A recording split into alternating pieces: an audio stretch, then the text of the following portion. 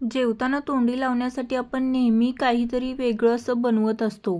तर आज आपण बनवणार आहोत सोलापूरची फेमस शेंगदाणा चटणी. 10 मिनिटात जशी झटपट बनते तशीच ती संपून सुद्धा पटकन जाते. जेवणाची चव तर वाढवतेच, पण आपल्या जिभेची चव सुद्धा वाढवते. तर अशी झटपट होणारी शेंगदाण्याची चटणी आपण तयार करणार आहोत. लगेच वेळ न घालवता सुरुवात करूया. शेंगदाणे अगोदर मी कढईमध्ये छान खरपूस असे भाजून घेतलेले बारीक गॅसवरतीच. त्यानंतर त्याच्या असं ह्या जाळीमध्ये घेऊन मी साली काढून घेतलेल्या आहेत, म्हणजे साली इकडं तिकडं उडणार नाहीत किंवा जास्त कचरा होणार नाही म्हणून. त्यानंतर कढई गरम करायची आणि त्याच्यामध्ये थोडंसं एक पळी होईल एवढं तेल टाकायचं. नंतर थोडंसं म्हणजे अर्धा चम्मच जिरं टाकायचं आणि 1 मिनिटभर नंतर आपण शेंगदाणे हे भाजून घेणार आहोत.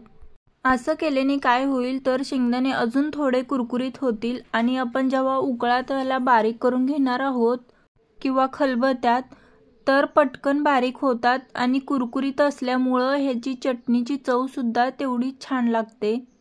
ही चटणी सोलापूरमध्ये वेगवेगळ्या पद्धतीने म्हणजेच जास्त करून तिळाची भाकरी असते जी कडक बनवलेली, त्याच्यासोबत ही चटणी खायला खूप पसंत करतात.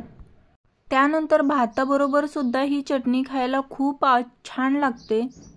आणि तुम्ही जर 1 महिन्याचा प्रवास करणार असाल तर ही चटणी तुमच्या प्रवासासाठी एकदम अतिउत्तम पर्याय आहे. आणि ह्या चटणीचे फायदे सुद्धा खूप आहेत. शेंगदाण्यामध्ये भरपूर प्रमाणात प्रोटीन असते, त्यामुळे शरीरातले स्नायू सुद्धा मजबूत राहतात. आणि हो, ज्यांना वजन वाढवायचं असेल त्यांच्यासाठी ही चटणी खूप फायदेशीर आहे. जोपर्यंत शेंगदाण्याचा असा घट्ट गोळा होत नाही तोपर्यंत शेंगदाणे कुटून घ्यायचे आहेत आणि वरून अजिबात वेगळं तेल वगैरे काहीच टाकायचं नाहीये. कारण तुम्ही जर वेगळं तेल टाकलं तर नंतर शेंगदाण्याच्या चटणीचा वास यायला लागतो तेलाचा. त्याच्यामुळे वरून वगैरे तेल अजिबात टाकायचं नाही. लसणाच्या पाकळ्या बारीक असल्यामुळे मी 15 ते 20 पाकळ्या घेतलेल्या आहेत. जर मोठ्या असतील तर तुम्ही 10-12 घेतल्या तरी चालतील. त्यानंतर तिखट आपल्याला आपल्या चवीनुसार करायचं आहे, आवडीनुसार कमी जास्त. तर मी इथं 3 चम्मच लाल मिरची पावडर घेतलेली आहे आणि चवीनुसार मीठ टाकायचं. त्यानंतर आपल्याला ह्याच्यामध्ये काहीच टाकायचं नाहीये. आता लसूण, मिरची आणि मीठ एकत्र करून घ्यायचं. हे व्यवस्थित एकत्र झालं की जो आपण शेंगदाण्याचा कूट बनवलेला आहे तो ह्याच्यामध्ये टाकून छान 1 मिनिट, 1.5 मिनिट, 2 मिनिट लागतील एवढ्या वेळात आपण मिक्स करून घेऊयात. एकदम कमी साहित्यात होते आणि आपल्या जेवणाच्या ताटाची रंगत वाढवते. तर तुम्ही सुद्धा अशी ही रेसिपी नक्की ट्राय करून बघा. रेसिपी आवडल्यास लाईक करा, सबस्क्राईब सुद्धा करा चॅनलला जर तुम्ही सबस्क्राईब केलं नसेल.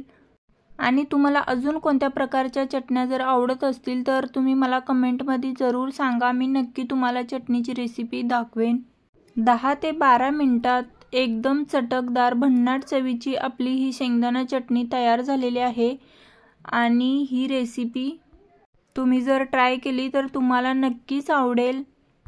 मोठेच काय तर लहानांना सुद्धा ही चटणी खूप आवडते. माझ्या घरात सर्वांनाच आवडते आणि ती सुद्धा तिळाच्या भाकरी बरोबर. तर तुम्ही सुद्धा तिळाची भाकरी आणि ही चटणी नक्की ट्राय करा.